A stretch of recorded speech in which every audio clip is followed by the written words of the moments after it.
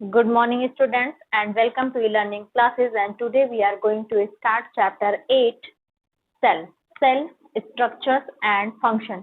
In this chapter, we study structure and function of the cell. Clear?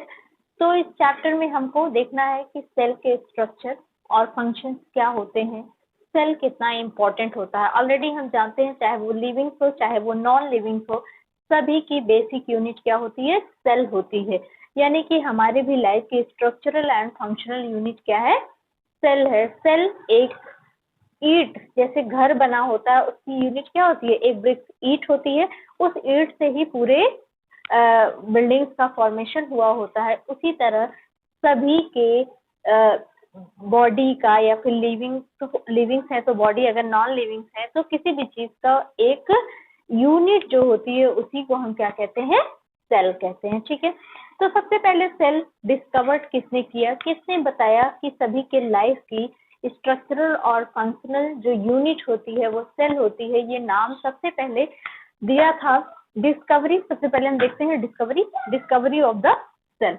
Robert Hooke, this is scientist, ये scientist का नाम है. Robert Hooke ने 1665 में क्या लिया था, observe slice of cork under a simple magnifying device. Cork is a part of a bark of a tree.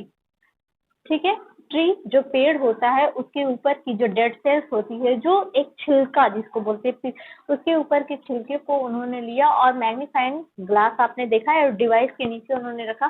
तो उन्हें एक ही तरह का, इस तरह का सब जगह स्ट्रक्चर्स, ऐसे स्ट्रक्चर्स, एक ब्लॉक का स्ट्रक्चर्स उन्हें दिखाई देने लगा. और ये बॉक्सेस जो थे वो एक दूसरे से क्या थे, सेपरेट थे.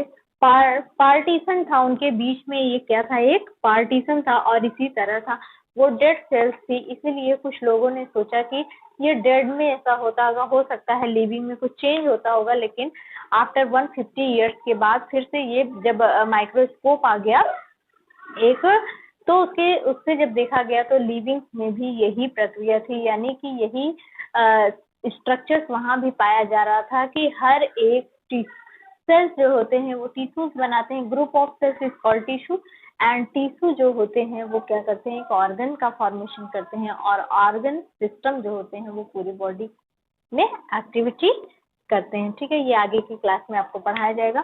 तो उन्होंने उसका नाम दिया सेल. किसने दिया, रॉबर्ट हुक ने 1665 में कॉर्क की, पेड़ की कॉर्क में, यानी कॉर्क की एक स्लाइस, एक टुकड़ा लिया और उसमें उन्होंने ऑब्जर्व किया, देखा कि ये जैसे हनी बी का हाइव देखा ना सबने, उस तरह का स्ट्रक्चर उन्हें दिखाई दिया. सेम, यानी कि एक ही तरह का सारा स्ट्रक्चर था और उसका नाम उन्होंने क्या दिया, सेल. और उन्होंने बताया कि सभी जितने भी ऑर्गेनिजम्स, जितने भी नॉन लिविंग्स और लिविंग्स है, वो सारी चीजें किससे बनी होती हैं, एक यूनिट से बनी होती हैं. और सभी के बॉडी का, सभी के लाइफ का जो बेसिक यूनिट होता है वो क्या होता है, सेल. क्लियर हो गया कि सेल की डिस्कवरी कैसे हुई थी. सेल की डिस्कवरी पता चल गया, रॉबर्ट हुक ने किया था. अब हम देखते हैं डिफरेंट टाइप ऑफ सेल्स. ठीक है. ह्यूमन बॉडी में डिफरेंट टाइप ऑफ सेल्स, हमारी स्किन सेल्स अलग होती हैं और हमारे bone cells, blood cells, numbers of cells होती हैं. ठीक है. तो हम इस चैप्टर में अब देखते हैं shape, size of a cell. Clear. Okay students, तो हम देखते हैं organism. So variety in cell number, shape and size. तो जो सेल होती हैं उनके नंबर भी डिफरेंट होते हैं, साइज भी डिफरेंट होता है और शेप भी डिफरेंट होता है. तो सबसे पहले हम देखते हैं नंबर ऑफ अ सेल. पहला हमारा यूनिसेलर. क्या है हमारा, यूनिसेलर, यानी कि सिंगल सेल ऑर्गेनिज्म. ये ऑर्गेनिज्म सिर्फ एक ही सेल से बने होते हैं, जिसको हम कहते हैं यूनिसेलर ऑर्गेनिज्म. फॉर एग्जाम्पल लिखा हुआ है अमीबा. ठीक है.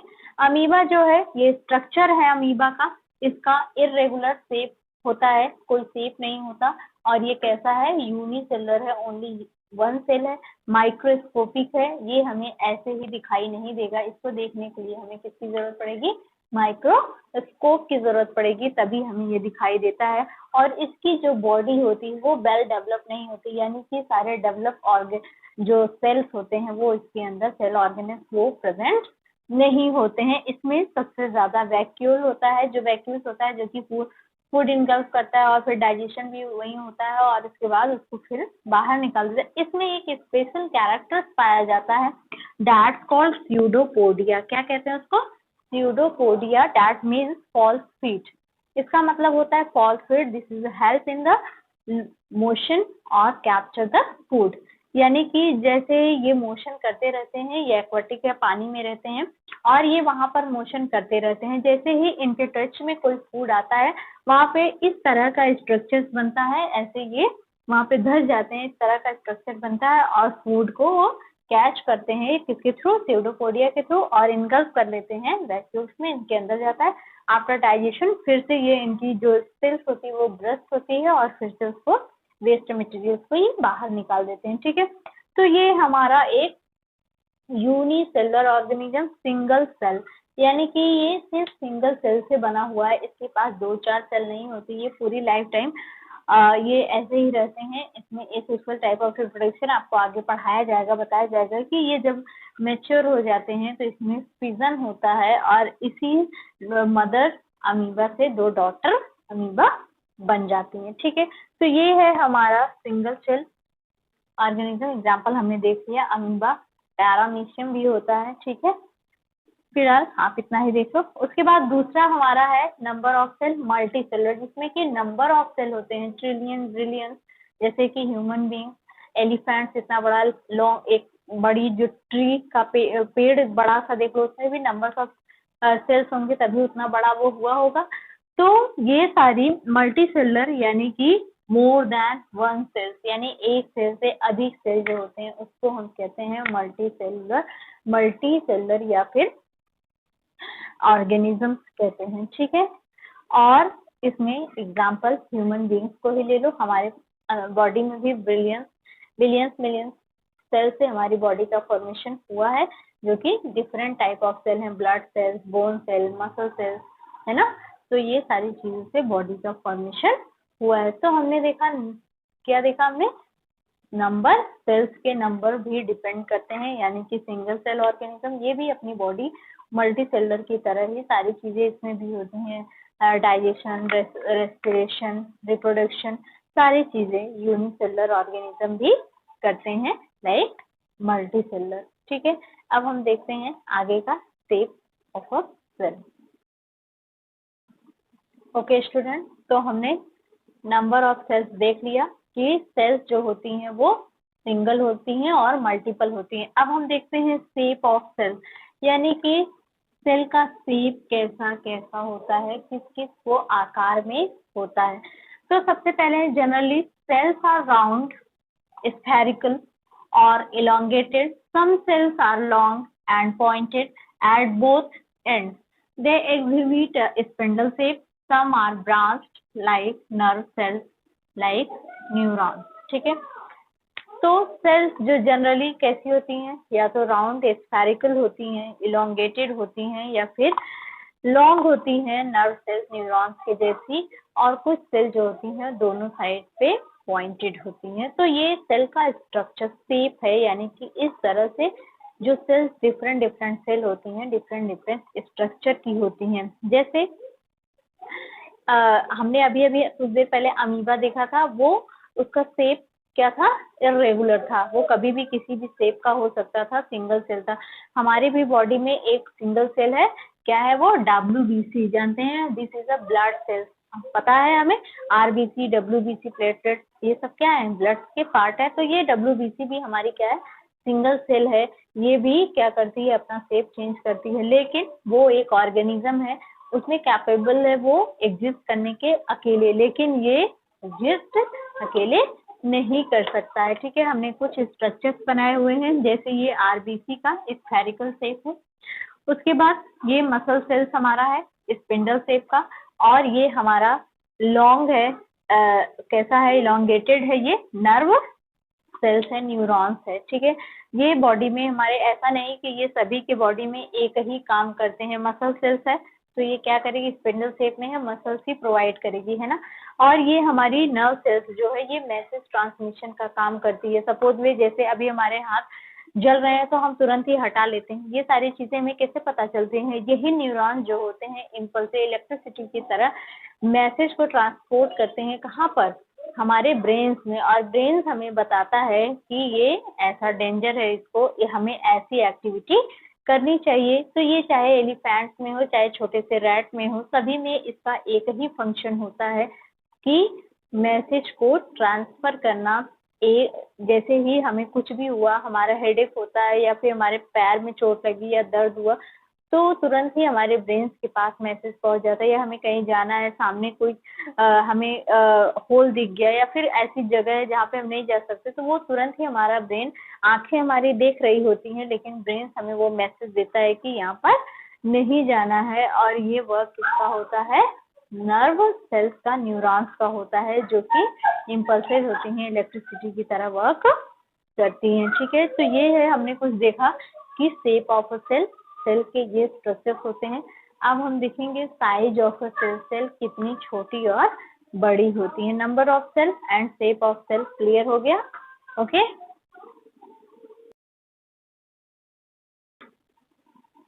तो हम देखते हैं size of the cell. Cell की साइज कैसी होती है?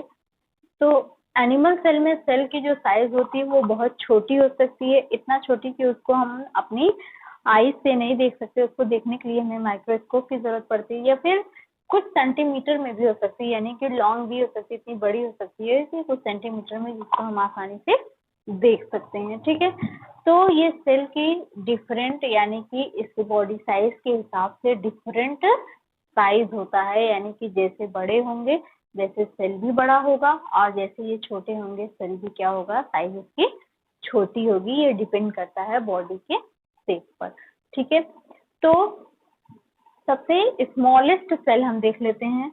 The smallest cell is 0.1 to 0.5 micrometre होती है। किसमें? बैक्टीरिया में होती है, जो कि सबसे छोटी सेल की साइज है। ठीक है, उसके बाद सबसे लार्जेस्ट सेल हमारी कौन सी है? Already I hope you know that 170 millimeter into 130 millimeter is the egg of N ostrich.